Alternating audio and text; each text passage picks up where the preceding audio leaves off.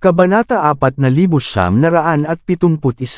Tumayo ang katulong at pinunasan ang dugo sa kanyang bibig, bago sinigawan si Harvey, "How dare you, you bastard!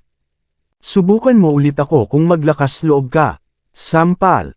Kalmadong ibinaba ni Harvey ang likod ng palad niya. Napasigaw ang katulong sa sakit nang siya ay muling pinalipad. First time kong makarinig ng ganoong katangahang kahilingan pagkatapos kong manatili dito ng ganito katagal. Nakita ninyong lahat, hiniling niya sa akin na gawin ito. Pinunasan ni Harvey ang kanyang mga daliri na puno ng labis na paghamak. Nagulat ang lahat, hindi nila alam ang sasabihin habang nakatingin kay Harvey. Nakakapanibagong panoorin ang mga sampalan. Gayunpaman, ang Golden Estate ay malapit nang magbayad ng isang kakilakilabot na presyo para doon. Ang proyekto ng Golden Garden ay mapipilitan na isara kung ang mga bagay ay pumunta sa timog. Di ba marunong magpigil ang bastard na ito para sa ikabubuti ng lahat? May 30 milyong tagahanga si Violet at ang suporta ng pamilyang Foster. Maraming gulo kung magpapadala ang mga tao ng balita tungkol dito. Kilala pa ni Violet si Amaya, ang cold-blooded killer ng housing department. Grabe ito, nagulat si Leona, sabay tuwang-tuwa sa pagtayo ni Harvey sa kanya. Kaya naman, lubos niyang sinuportahan ang mga kilos ni Harvey. Napatahimik si Kaysen, saka tumingin kay Harvey. Alam kong kabilang ka sa Golden Estate. Alam kong hindi mo matitiis ang mga taong ito na gawin ang gusto nila, ngunit kasangkot ang iyong sarili. Hindi mo sila matatalo. Natural, akala niya ay trabahador lang si Harvey na dumaan. Lumapit si Kaysen, at mahinahong sinabi, "Sisiguraduhin kong bibigyan ka ng tamang paliwanag tungkol dito. Maaari kang magdemanda sa akin. Tawagan ang mga pulis kung kailangan mo. Ako na ang masisisi, walang ibang kasali. Ang Golden Estate ay walang kaugnayan din dito." Sampal. Sino ka sa tingin mo? "How dare you talk to me like that?" Sigaw ni Violet. Galit na galit siya. Siya ay isang superstar, nakatulog na siya sa napakaraming amo sa loob ng maraming taon kaya nakakatakot ang kanyang mga koneksyon at awtoridad. At gayunpaman, isang kumpanya lamang ang hindi gumagalang sa kanya. Ito ay sadyang hindi mapapatawad. Let me tell you something. Wala itong kinalaman sa ibang tao. Sigaw niya. Wala kayong masabi sa sitwasyon. Ako lang ang may gawa. Bawat isa sa inyo ay magdurusa para dito. Malapit nang malugi ang Golden Estate. Markahan ang aking mga salita. Isang mapaghiganti na titig ang ginawa ng assistant kay Harvey matapos marinig ang sinabi ni Violet. Alam niyang tapos na si Harvey. Walang duda tungkol doon. Ganun ba? Mahinahong sagot ni Harvey. Dahil kahanga-hanga ka. Kung ganoon ay bibigyan kita ng pagkakataon. Luluhod ako kung ganyan ka talaga. Pero kung hindi mo kaya, sorry. Kailangan mong lumayo sa lugar na ito. Nanlamig ang mukha ni Violet, at hindi niya akalain na maglalakas loob si Harvey na hamanin siya ng ganoon. Huwag kang magpigil, Paula. Tumawag ka, utos niya. Ipaalam sa mga burol na ito kung ano ang ibig sabihin ng pagkakaroon ng kapangyarihan. Ang mga trabahador sa likod ni Violet ay tumingin kay Harvey na may pang-aalipusta. Sa kanilang mga mata, ang sinumang lumaban kay Violet ay gagawin na tiyak na magdusa. Kung mas nagpakita si Harvey, mas masahol pa siya. Matapos makatanggap ng 2 sampal kay Harvey, halos mabali ang ngipin ni Paula. Galit siyang tumitig ng masama. You'll get what's coming for you soon. Kapag dumating ang kaibigan ni Miss Violet dito, siguradong patay ka. Tumawid si Harvey sa kanyang mga braso. Sana hindi agad lumuhad sa akin ang tinawagan mo. Ang boring naman kung ganoon. Malamig na tawa ni Paula habang naghihintay ng tawag. Miss Amaya, nabugbog ang mga tao natin. Sinabi na namin sa kanila ang tungkol sa iyo, ngunit wala silang pakialam. Si Paula ay mukhang isang inosenteng ginang na sinamantala, na nagbubuga ng bibig habang nasa gilid ng luha. Pagkatapos niyang ibaba ang tawag, bumalik siya sa malungkot na ekspresyon niya kanina. Maghintay ka lang, malapit nang dumating si Miss Amaya. Hindi mo rin malalaman kung paano ka mamatay kapag dumating siya dito. Itinuro niya ang iba, malamig na ngumiti. Walang sinuman sa inyo ang makakatakas dito. Hindi siya pinansin ni Harvey, nakalmado ang mukha. Isang hakbang pasulong si Kaysen, at sinabing, kalimutan mo na ito. Magkakaroon ka ng malaking problema kung tataas ang mga bagay. Malapit nang dumating si Amaya Sakat. Siya ay isang kilalang figure ng departamento ng pabahay ng Golden Sands. Wala siyang pakialam kung tama o mali ang sinuman. Magiging masama talaga. Lumapit si Leona sa kanya, may sasabihin sana. Ako na ang mananagot, Miss Leona. Sabi niya sabay buntong hininga.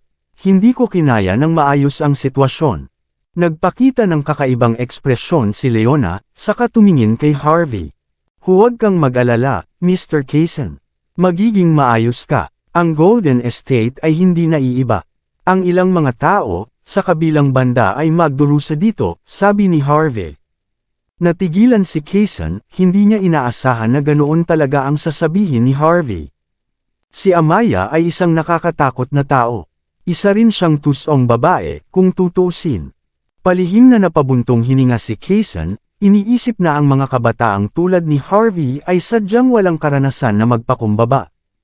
Anyway, handa na siyang tanggapin ang buong responsibilidad sa sitwasyon. Hindi niya gusto ang isang masiglang binata upang kunin ang bigat ng suntok. Kung tutusin, malamang na masisira ng sitwasyon ang buhay ng binata. Nagtawanan si Violet at ang iba matapos makitang nagpapakitang gilas pa rin si Harvey. Inaaliw pa niya si Kaysen. Hindi natin hahamunin ang mga taong ito kung hindi tayo malakas. Hindi ba niya alam yun? Siguradong susuportahan sila ni Violet at ng iba pa at hahayaan silang gawin ang gusto nila sa Golden Sands. Bam! Ilang sasakyang nagpapatupad ng batas ang nakaparada sa labas, at sinipa ang mga pinto. Mga lalaki at babae na nakauniporme noon ay maya-maya nakitang lumabas. Inakay sila ng mapagmataas na si Amaya. Nawala si Waylon pagkatapos ng kanyang pakikipaglaban kay Harvey, ngunit nanatiling hindi nasaktan si Amaya. Sabi nga, matalinong tao si Amaya. Alam niyang magkapatid si Harvey at si Watson, ang direktor ng departamento ng pabahay. Iyon ang dahilan kung bakit hindi siya kailanman naisip ang maghiganti sa kanya. Matapos makilala si Violet at mapalapit sa mga kamag-anak ng pamilya Foster, nagpasya siyang pangasiwaan ang pabahay at ang pamamahala sa pagbebenta ng departamento. Safe to say, ang perang kinita sa kanyang bagong trabaho ay mas kumikita kumpara sa pamamahala ng isang tindahan ng geomancy. Dahil doon, ang magandang mukha ni Amaya ay tila mas chubby kaysa noon. She strutted forward bago sumigaw ng malamig, sino ang nag-provoke sa kaibigan ko dito? Thus the Golden Estate Plan at magsasara pagkatapos nito. Si Amaya ay may mas malaking awtoridad kumpara sa kanyang mga nakatataas dito, dahil siya ang nagpakita sa kaganapan. Kung gusto niya, maaari niyang sakupin ang buong kumpanya ng konstruksyon ng walang babala. Nandito ka pala Miss Amaya. Hindi lang nirerespeto ng bastard na yun si Miss Violet, pati ako sinaktan pa niya. Tingnan mo, namumula ang mukha ko dahil sa kanya. I spent thousands of dollars on my face. Kailangan mo akong tulungan. Sumugod si Paula papunta kay Amaya, mabilis na nagpapaawas sa kanya. Not bad. You've got guts. Gusto mo talagang magdusa, di ba? How dare you lay your fingers on my people? Senggal ni Amaya. Ipinakita niya ang kanyang mga kredensyal, na kasing yabang ng isang pabo reel. Para dito, humihingi ako ng $15 milyong na halaga ng kabayaran. Ang salarin ay kailangang lumuhad at humingi din ng tawad. Kung hindi, ipapasara ko ang kumpanya. Ikanaway ni Amaya ang kanyang kamay, at maraming gwapong alagad ng batas ang nakapila. Napangiti si Harvey. Fine. Magbayad ka at lumuhad ka. Kung hindi, hindi kita mabibitawan ng ganoon kadali. How dare you speak to me like that, bastard ka. Galit na galit si Amaya. Lumingon siya, handang sumugod. Tulad ng ginawa niya, siya ay nanlamig sa kinatatayuan nang makita niya ang mukha ni Harvey, at agad niyang nilunok ang kanyang sinabi. Har, Master York, ikaw pala. Ang mabangis na ugali ni Amaya ay napalitan ng takot at paggalang, at siya ay nauuto. Nagulat si Violet at ang iba sa inasal niya. Nagpalitan ng tingin si Kason at ang iba pang mga nakatataas, hindi alam kung ano ang nangyari. Palihim na napabuntong hininga si Leona. Ang malas na babae, nagawa muli ni Amaya ang sarili sa isang malaking gulo. Tignan mo, maganda ka siguro. Ikanawit ni Harvey ang daliri niya sa harap ni Amaya. It's all thanks to you, sir, sagot ni Amaya na may pilit na ngiti. Stop it. I'm not capable enough to support you in the first place. Tinapik ni Harvey ang makinis na mukha ni Amaya. Pagkatapos ng lahat, hindi mo ba isasara ang Golden Estate? Naningkit ang mga mata ni Amaya, at nanginginig siya sa takot. Nagbibiro lang ako, Sir York. Nagbibiro ka ba tungkol sa pagbabayad namin? Tanong ni Harvey. Oo naman, hindi mo rin sinasadya na palulahodin kami. Oo, kinikit ni Harvey ang kanyang mga mata, ngumiti ng mahina. Pagkatapos, ibinaba niya ang likod ng palad niya pasulong, na may nagyayelong mukha. Sampal. As a government official, it's not really a good look for you to be going back on your word like that. Bakit hindi ko ibigay ang isa pang lesson sa iyo ngayon? Malakas at malinaw ang sampal ni Harvey. Namamaga ang mukha ni Amaya, at umiikot ang ulo sa buong paligid. Sa kabila nito, hindi siya naglakas loob na magalit. Oo naman. Please sige, sampal. Sinampal ulit ni Harvey si Amaya nang hindi napigilan. Ang isang opisyal ng gobyerno ay kumakatawan sa gobyerno mismo. Paano mo tutuparin ang iyong posisyon kung hindi mo ipaglalaban ang hustisya ng bayan? Sampal, baliwalain mo ang mga karapatan at mali at sinasamantala mo ang mga mamamayan. Gayunpaman, walang kahihiyang hinihila mo ang iyong mga kredensyal. Sampal, hinihiling mo ang mga tao na lumuhod at magbayad para sa mga pinsala ng walang anumang pag-apruba. Sino ang nagbigay sa iyo ng awtoridad? Sampal. Naaalala mo ba ang iyong aralin ngayon? Sinampal ni Harvey si Amaya sa lupa, pagkatapos ay pinunasan ang kanyang mga daliri na may kalmadong ekspresyon. Nadapa si Amaya, ngunit may paggalang sa kanyang mukha. Siyempre, salamat sa leksyon mo. Paano ito posible? Pakiramdam ni Violet at ng iba pa ay natamaan sila ng kidlat. Ang ilan ay patuloy na kinukusot ang kanilang mga mata upang matiyak iyon na hindi sila naghahalusinate. Ang iba ay patuloy na sinasampal ang kanilang sarili sa mukha, umaasa na sila ay nanaginip. Gayunpaman, ang kanilang nasaksihan ay kasing totoo. Matapos harapin si Amaya, kalmadong sinulyapan ni Harvey si Violet at ang iba pa. I'm sorry, but your support already kneeled. She's not good enough to handle me, after all. Labis na hindi makapaniwala ang mga manggagawa nang makita nilang walang gaanong pagsisikap si Harvey na humarap kay Amaya. Ngunit iyon na iyon, napagtanto nila na si Harvey ay isang geomancy expert, base sa kung paano siya tinawag ni Amaya. Hindi siya matatakot ng ganito, maliban na lang kung nakipagkaibigan siya sa isang kilalang tao sa departamento ng pabahay gamit ang kanyang kasanayan. Pero ano, kahit sa departamento ng pabahay, tiyak na walang laban si Harvey sa isang tulad ni Violet. Ano, luluhod ka ba? O may balak kang tumawag para sa karagdagang tulong? Ngumiti si Harvey. Wala akong madaming oras, at wala rin ako sa mabuting kalooban. Galit na galit si Violet. Bastard ka. Sa tingin mo pwede ka nalang magpakitang gilas dito dahil may connections ka. Patay ka kapag tinawagan ko si Young Master Trenton. Maghintay ka lang. Sa mga mata ni Violet, ang kanyang pinakadakilang suporta, si Young Master Trenton ng pamilya Foster, ay kabilang lamang sa nangungunang 10 mga pamilya. Ang mga taong tulad niyan ay may awtoridad sa buong bansa, at isang solong tawag sa telepono mula sa isang taong tulad nito ay malulutas ang kahit ano. Ang kailangan lang gawin ni Trenton para maalis si Harvey ay tumawag sa telepono. Bahagyang ngumiti si Harvey, hindi umimik. Natapos ang tawag, ipinakita ni Violet sa karamihan ang pangalan sa screen bago e-on ang speaker mode. Young Master Trenton, ako ito, si Violet. Matikas niyang sabi, Pinagsasamantalahan ako ng isang bansang bumpkin. Hindi lang niya ako sinusubukang hawakan, kundi sinampal pa niya ako nang lumaban ako. Sinabi pa niya na walang makakapigil sa kanya. At wala akong choice kundi gawin ang sinasabi niya. Si Harvey ay walang imik. Bakit hindi mo tingnan ang sarili mo sa salamin bago magsalita ng ganyan?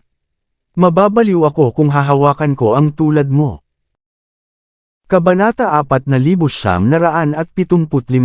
Galit na galit ang nasa kabilang panig ng telepono matapos marinig ang kanyang babae na binugbog at kinuha ang bentahe.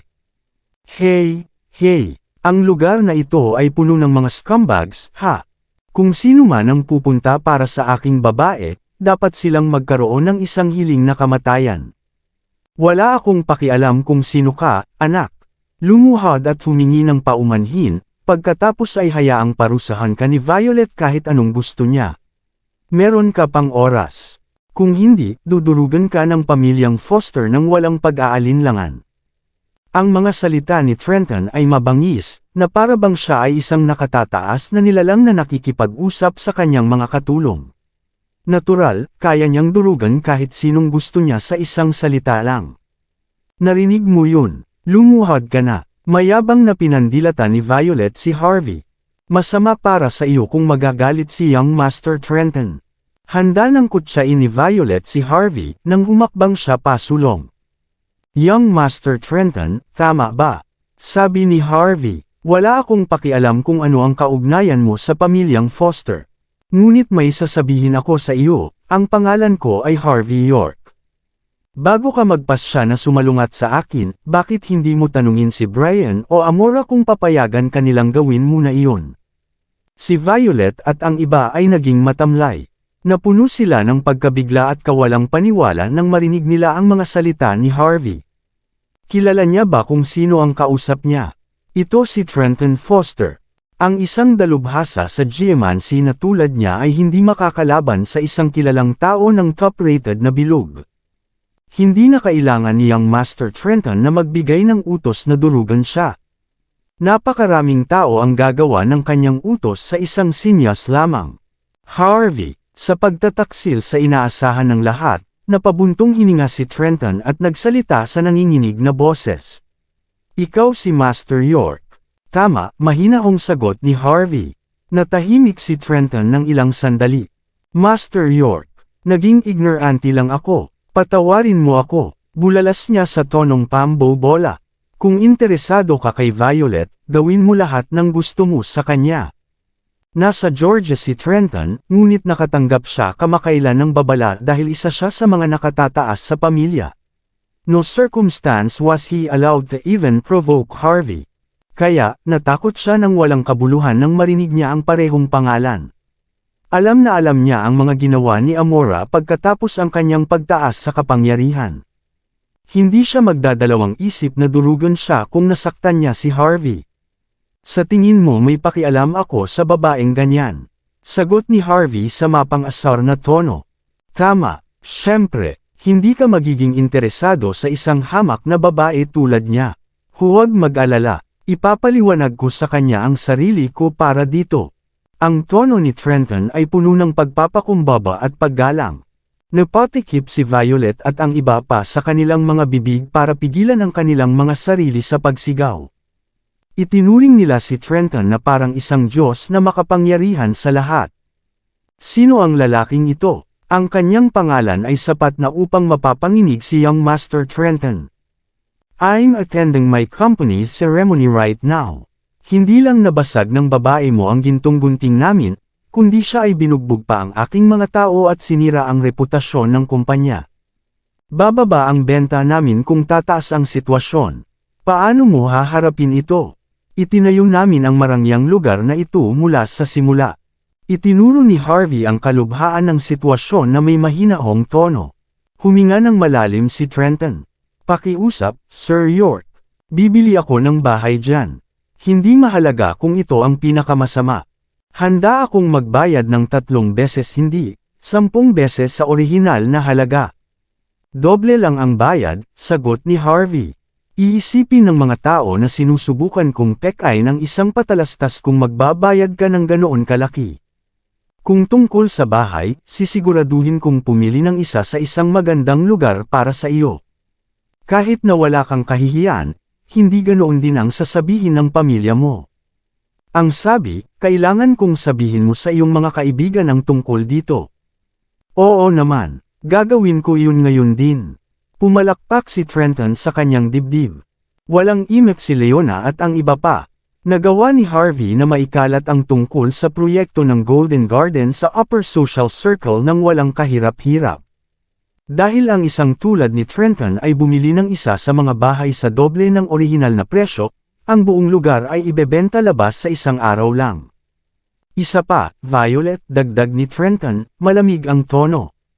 Kung hindi mo kayang tanggapin ang responsibilidad para sa iyong mga aksyon at makuha kay Master York na patawarin ka, mas mabuting mamatay ka na lang.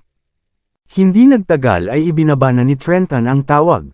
Namilog ang mga mata ni Violet, at nanlamig siya sa kinatatayuan. Si Paula at ang iba ay naging tamad. Nang hindi na nagsalita pa si Harvey, agad na napaluhod si Violet sa lupa. Natakpan ang mukha niya ng luha. Nagkamali ako, Sir York. Pakiusap, magpanggap na lang na hindi nangyari ang lahat ng ito. Magbabayad ako ng $15 milyong bilang kabayaran. Bitawan mo lang ako. Sumulyap si Harvey kay Kaysen, sumenyas na harapin niya ang sitwasyon. Ang isang maliit na pritong tulad ni Violet ay walang karapatan na gawin niya pa rin na siya ang kumilos. Sa wakas ay kinilala ni Kaysen ang pangunahing shareholder ng Golden Garden, at napuno ng paggalang. Kung wala si Violet, ang seremonya ay tila medyo mapurol. Matapos mag-isip sandali, nagpasya si Harvey na tawagan si Cynthia. Ang kanyang hipag ay isang kilalang dalisay na diyosa, tiyak na mas bagay siya sa sitwasyon. Higit sa lahat, hindi rin kailangang magbayad ni Harvey para sa kanyang pagbisita. Siya ay medyo matipid na tao, kung tutuusin. Nang maayos na ang lahat, kumalat na parang apoy ang balita tungkol sa Golden Garden. Binalaan ni Harvey ang mga tao na namamahala na ang mga bahay ay hindi dapat tumaas sa presyo, at magpatupad ng limitasyon sa pagbili. Saka siya umalis bago bumalik sa Golden Estate. Ayon sa kanyang plano, may ilang phases pa ang Golden Garden na dapat pagdaanan. Hindi niya kayang patayin ang kanyang pera para sa paggawa ng lupa sa pamamagitan ng paggawa ng mga hangal na desisyon. Kinailangan ng Golden Estate na magsagawa ng negosyo ng may lubos na katapatan. Sa ganoong paraan, maaaring lumawak ang kumpanya sa Walls Inc. at marahil sa buong mundo. Makalipas ang kalahating oras, may kumatok sa pinto ng opisina ni Harvey. Nagbigay siya ng pahintulot, at pumasok si Amora, na nakabihis sa kasuotang pangnegosyo. Hindi masyadong nagulat si Harvey nang makita siyang nagpakita. Ang matalinong babae ay hindi babalik sa kanyang salita pagkatapos na ipahayag ang pagdating niya. Ang mataas at makapangyarihang ugali ni Amora noon ay ganap na napalitan ng paggalang kay Harvey. Mabilis siyang naglakad palapit sa kanya na may matamis na ngiti. Huwag mo sanang isipin na pumunta ako rito nang hindi inanyayahan, Sir York. Nang makita ang kanyang pino at marangal na hitsura, nadama ni Harvey na tila mas kaakit-akit si Amora. Sumenyas ito sa kanya na umupo, at ngumiti sa kanya. Ano ito? Paralisado pa ba ang iyong ama? Kung ganoon ang kaso, malamang na nagpapanggap siya. Salamat sa pag-aalala mo. Maayos na siya ngayon. Mabilis na sagot ni Amora. After noong napupunta ako dito, he told me to thank you personally. Kung wala ka, siya ay magiging gulay na sa buong buhay niya. Hindi ba niya ako kinasusuklaman dahil kinuha ko ang kalahati ng mga ari-arian ng kanyang pamilya? Tanong ni Harvey. Ngumiti si Amora. Nagbibiro ka siguro. Nagkagalit kami ng tatay ko noong una, pero may naintindihan kami. Ikaw ay isang tao na nakalaan para sa magagandang bagay. Maaaring ang aming pamilya ay dumanas ng malaking pagkalugi, ngunit sa ibang pananaw, kalahati ng aming mga ari-arian ay konektado sa iyo. Mapalad ang aming pamilya. Dahil dito, ang aking ama ay ngumingiti mula tenga hanggang tainga tuwing siya ay nagigising. Kumunat ang noo ni Harvey. Anong klaseng kasinungalingan ang dapat na iyon? Tiyak na pinapaganda niya ito kaysa sa totoo. Bilang paggalang, ayaw niyang ilantad si Amora. Tama, putulin tayo sa paghabol. Kung wala ng iba, dapat akong bumalik sa Fortune Hall, sabi ni Harvey pagkatapos humigop ng kanyang tsaa. Tumango si Amora. Una, pumunta ako para humingi ng tawad para kay Trenton. Hindi kami naging mahigpit sa aming mga turo, at nagdulot yun ng random na mga tao para mas mapalapit sa pamilya. Mukhang nag-aalala si Amora. Since everything's been settled, I will not bring the situation up again. Hindi mo na kailangang alalahanin pa, sabi ni Harvey. Masyado kang mabait. Huminga ng malalim si Amora, at naglabas ng kontrata mula sa kanyang briefcase. Pangalawa, ito ay isang kontrata na nagkakahalaga ng $150 milyong para kay Mandy Zimmer. Isipin ito bilang isang bagay upang mapawi ang iyong presyon. The contract wasn't signed because of our previous conflict before. Binigyan pa namin si Elodie ng $15 milyong na kontrata, umaasang gagamitin niya si Mandy para bantaan ka. Nais naming bayaran ito. Ang pag-scrap ng kontrata kay Elodie ay magdududa sa pamilyang Foster. Dahil kalahati ng mga ari-arian ng pamilya ay sa iyo na ngayon, kailangan naming gawin ang mga bagay para sa iyong kapakanan din. Ang pinakamahusay na paraan upang malutas ang problema ay ibigay ang kontratang ito kay CEO Zimmer. Handa na lahat ng pirma. Magiging epektibo kaagad ang kontrata sa sandaling pirmahan ito ni CEO Zimmer. Magalang na inilagay ni Amora ang kontrata sa harap ni Harvey. Kalmadong sinulyapan ni Harvey ang babaeng nasa harapan niya. Safe to say, medyo matalinong babae si Amora. Alam niyang may masasamang kahihinatnan sa pakikipaglaban kay Mandy. Alam din niyang hiwalay na si Harvey. Kaya naman binigay niya kay Harvey ang kontrata para ayusin ang sitwasyon. Sa ganoong paraan, ang relasyon nila ni Mandy ay gagaling sa pamilya Zimmer. Saglit na binuklat ni Harvey ang mga pahina. Oo naman, since you're this sincere about it, I'll keep the contract. Ngunit hindi ka dumating para sa dalawang bagay na ito ngayon, di ba? Tayo ay mga negosyante, sabihin mo lang kung ano ang nasa isip mo. Ngumiti si Amora, hindi bababa sa iyo ang inaasahan ko. Maaaring hindi mo alam ito, ngunit ang Alden Trade, ang pinakamalaking chain luxury shopping mall sa bansa, ay kabilang sa Foster family. Gusto kong bumuo ka ng isang chain sa loob ng Golden Garden sa susunod na yugto nito. Masisiguro ko sa iyo na ang mga tatak na kasama ay ang pinakamahusay sa pinakamahusay. Mapupunta lang ang mga pamantayan ng Golden Garden na mas mataas dito. Pinikit ni Harvey ang kanyang mga mata. Si Amora ay may matalas na pakiramdam. Ang Golden Garden ay isang high-class na lugar na matutuluyan. Ang mga may kayang bilhin ang lugar ay mayaman o makapangyarihan. Ang isang shopping mall sa isang lugar na tulad nito ay tiyak na masisiyahan sa isang umuusbong na negosyo. Pagkatapos ng lahat, ang mayayaman at makapangyarihan ay mayroon ng lahat ng lakas ng paggastos noon. Tulad ng sinabi ni Amora, ang mga pamantayan ay maaari lamang tumaas sa isang shopping mall na ganoon ang katayuan. Win-win itong sitwasyon. Napangiti si Harvey. Oo naman, hahayaan kitang pangasiwaan ang unang yugto. Dahil pamilya tayo, I'll cut to the chase. Hindi mo kailangang magbayad para sa upa sa unang taon. The 2 years after that, I'll have 30% of the mall's revenue as payment. Pagkalipas ng 3 taon, kung mabawi mo ang kapital, magkakaroon ako ng 50% ng iyong mga kita. Tumango si Amora. Oo naman, hindi kita bibiguin. Siya ay exhilarated. Ito ay isang mahusay na tagumpay para sa kanya upang pamahalaan, at may tulad maluwag na mga kondisyon sa bot.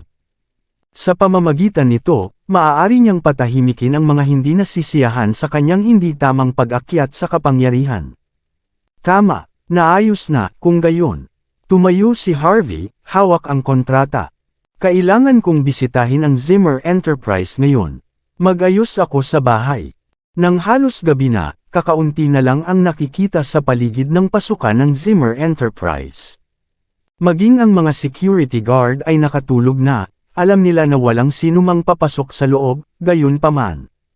Sa opisina ng CEO, tinitingnan ni Mandy ang mga file na nakakalat sa buong lugar, naganap na miserable. Pagkatapos ng malaking argumento sa mga nakatataas, maraming problema ang sabay-sabay na dinala. Hindi sapat na pondo, lumang kagamitan, tumatanda na mga tauhan, dumaraming utang, at mga produkto na hindi man lang makalaban sa market.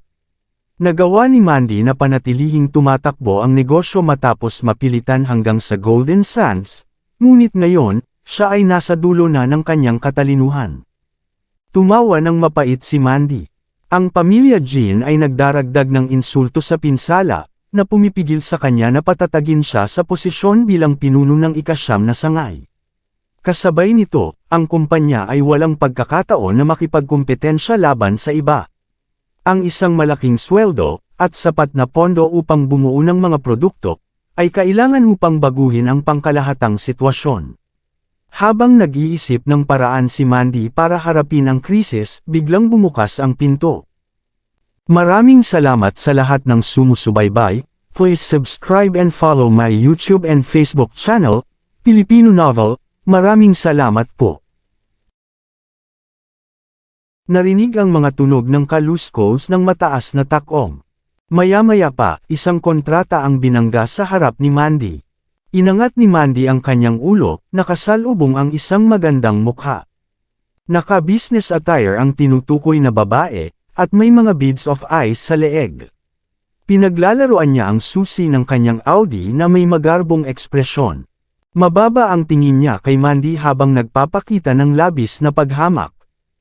Ang babae ay walang iba kundi si Elodie, ang babae ni Cedric.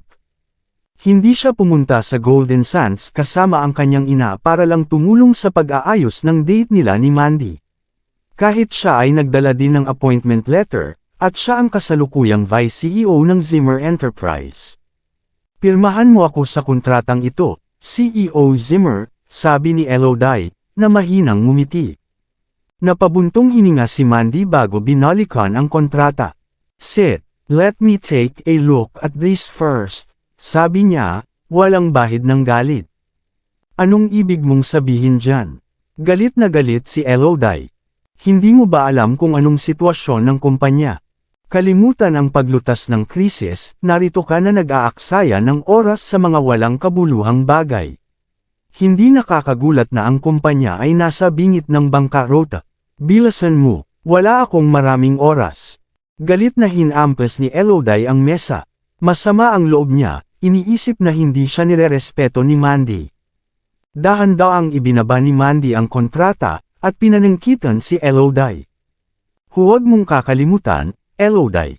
Ako ang CEO dito. Hindi ko kailangan na turuan mo akong gumawa ng mga bagay. I'd be irresponsible to sign a contract without even looking at it. Naiintindihan mo ba? Napangisi si Elodie. Irresponsible. Naranasan mo na bang maging responsable sa simula pa lang? Hindi mo kailangan turuan kita. Blessing mo na ako ang turuan. May sasabihin ako sa'yo. Kung ayaw mong gawin ang dapat gawin, umalis ka na. Hayaan mong ako ang pumwesto sa iyo. Talagang mas maganda ako kaysa sa iyo. Galit na galit si Elodie. Bakit ba kasing ignorante siya ng bastard na si Harvey? 3 araw na siya rito, pero hindi pa rin niya alam kung paano siya susuko sa kanyang posisyon. Itinatapon niya ang sibilisadong kultura ng mga asal ng bansa. Agad na nagdilim ang mukha ni Mandy. Gusto ng mga matatanda ng pamilya na ikaw ang maging Vice CEO, Elodie. Pero wag mong kalimutan, hindi rin ako basta-basta maalis ng mga matatandang iyon sa aking posisyon. Napakalaki ng effort ko para makapunta dito. Maliban na lang kung pagbotohan ako ng Board of Directors. Maaari kang mangarap. Medyo magalang pa rin si Elodie noong araw na dumating siya sa lungsod, ngunit ang kanyang mga pangil ay nagsimulang magpakita pagkatapos lamang ng 3 araw. Si Lillian ay tuluyan ng naloko ni Tita Whitby. Walang pagkakataong maghinala si Elodie na sirain ang pamilyang Zimmer. Nanaginip ako. Malamig na tumawa si Elodie. Hindi ako sigurado dyan. Sa tingin mo kaya mong manatili sa iyong posisyon kapag hindi ka kapareho ng apelyido ko? Huwag kang ang walang muwang. Maaari mo pa ring matamasa ang ilang mga benepisyo kung aalisin mo ang iyong sarili sa posisyon ngayon. Wala kang makukuha kapag ako ang nagpapalayas sa iyo dito. Kabanata 4980. Kumunot ang noo ni Mandy, at malamig na tinitigan si Elodie. Ano, wala ka pang nakitang magandang babae dati? Mapagmamalaking iwinagayway ni Elodie ang kontrata sa kanyang kamay. Ito ay isang kontrata na nagkakahalaga ng $15 milyong. Ito ay pag-aari ng pamilya Foster. Para sa kumpanya ngayon, ang bagay na ito ay nagliligtas ng buhay. Sigurado ka bang hindi ka sisipain ng Board of Directors bukas pagkatapos malaman na mayroon ito? Tiyak na hindi sila tanga, diba? Nagpakita ng pananakot si Elodie, at lumabas ng opisina. May isang araw ka pa, Mandy. May ibang tao sa upuan mo bukas. Padabog na isinara ang pinto. Naningkit ang mga mata ni Mandy. Ang maganda niyang mukha ay walang laman kundi kalungkutan. Siya ay tumayo, pagkaraan ng mahabang sandali, at nagpakawala siya ng walang tunog na buntong hininga. Siya ay pagod na pagod. Pagkaalis niya ng opisina ay huminga siya ng malalim para kumalma. Makalipas ang 10 minuto, sa harap ng pasukan ng kumpanya. Papasok pa lang si Harvey nang lumabas si Mandy na mukhang namumutla. You're getting off this early. Tapos ka na bang maging workaholic? Nagpakita ng kakaibang ekspresyon si Harvey, at nag-aalalang lumapit sa kanya. May nangyari ba? Natigilan si Mandy, nang makilala niya sa wakas ang mukha ni Harvey, pinilit niyang ngumiti. Ikaw pala, wala lang. Kanina pa ako nakikipagdeal sa kumpanya. Medyo masakit sa ulo. Medyo pagod ako ngayon. I need some rest. Napangiti si Harvey. Hindi lang naman yun, diba? May pumipilit ba sa iyo na umalis sa iyong posisyon? Balita ko may $15 million contract si Elodie. Crucial ang kontrata na iyon para sa kumpanya ngayon, hindi ba? Tumawa ng mapait si Mandy. Tama, wala kang kasalanan, bagaman huwag mong ilagay ito sa puso. Kahit wala ang pamilyang Foster, may ibang paraan si Elodie para pilitin akong lumabas. Siya ay sumama sa kanyang ina dahil dito. Natural, ayaw ni Mandy na isipin ni Harvey na nangyari ang lahat ng ito dahil sa pag-provoke niya kay Brian o isa pang bagay. Malamang papalitan ako ni Elodie bukas, ang head of the 9th branch. Hey, Mandy chuckled na walang magawa. Alam na alam niya kung gaano siya kahalaga sa pamilya Jean, kung tutusin. Kumunot ang noo ni Harvey, at iniligpit ang kontrata. Ito na siguro ang pagkakataon para makalaya si Mandy sa pamilya Jean at bumuo ng sariling pamilya. Hamalakhak si Harvey. Isipin mo yan. Itapon mo na lang lahat ng kalat na to sa gustong maglinis. Sa iyong lakas, dapat kang makapagtatag ng isang kumpanya at makabuo ng iyong sariling pamana. Gayunpaman, ang mga mata ni Mandy ay tanging kawalan ng pag-asa. Hindi mo naiintindihan, Harvey. Kahit na lumaya ako sa pamilya Jean upang muling tumayo. Sa kanilang mga mata, ang aking mga nagawa ay kanilang pagmamay-ari. Hahanapan nila ako ng paraan para mawala ako. Makalaban ko man lang ang pamilya Jean bilang pinuno ng ika-9 na sangay. Ngunit kung wala ang pagkakakilanlan, magkakaroon ng matinding kahihinatnan.